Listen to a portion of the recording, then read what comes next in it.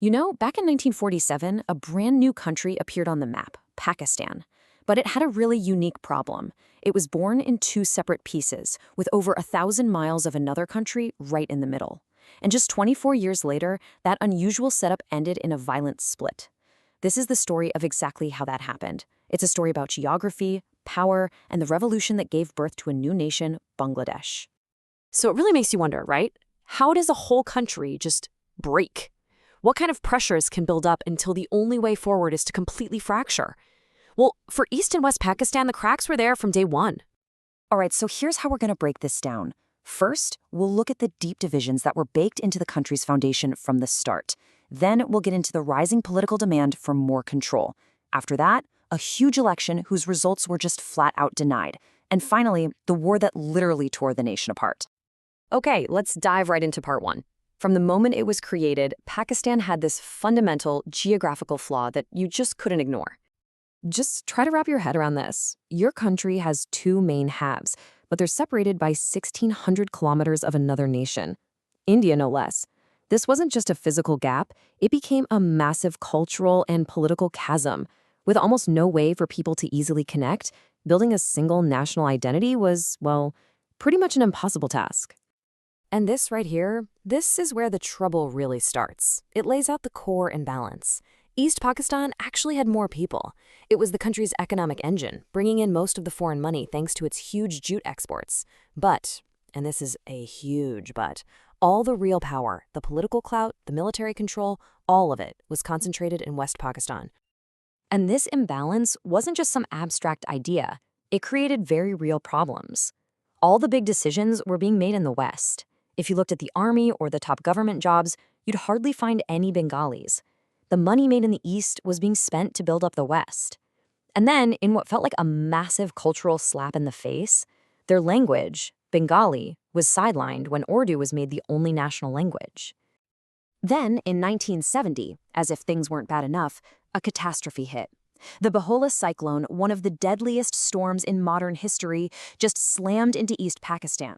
The death toll was absolutely staggering. The central government's response to the cyclone?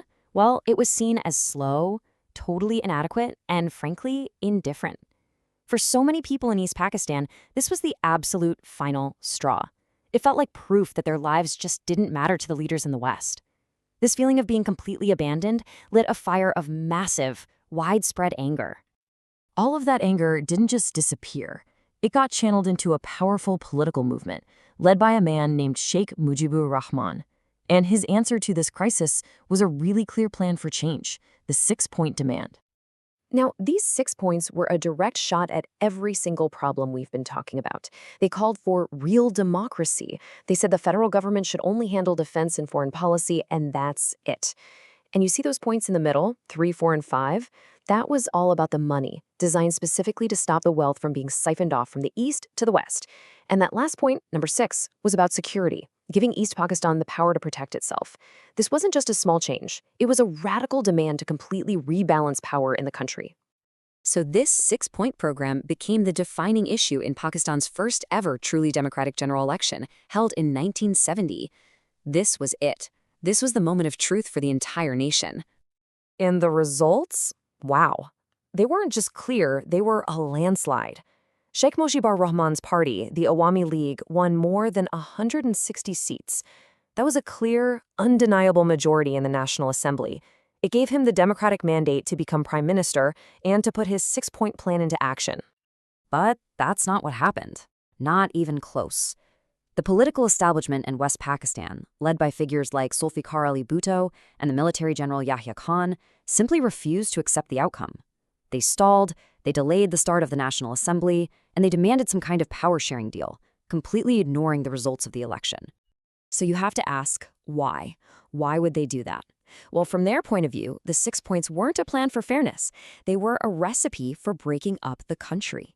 They were terrified that giving that much autonomy to the East would fatally weaken the central government and destroy the whole idea of a unified Pakistan.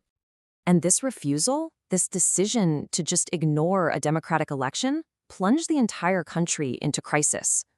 The political talks went nowhere, and the situation just spiraled completely out of control. from a political deadlock into a brutal and tragic war. The escalation was terrifyingly fast. On March 25th, the Pakistan Army launched something called Operation Searchlight, a massive military crackdown to crush the autonomy movement. Mujibur Rahman was arrested, but that just sparked an armed resistance from Bengali freedom fighters, the Mukti Bahini. And just like that, a civil war had begun. The human cost was almost unbelievable. As the violence exploded, a staggering 10 million people fled their homes and crossed the border into India. Can you even picture that? 10 million refugees. This created a massive humanitarian crisis, and it's what pulled India directly into the conflict, first by supporting the freedom fighters, and then, by December, in a full-blown international war. The war itself was swift and decisive.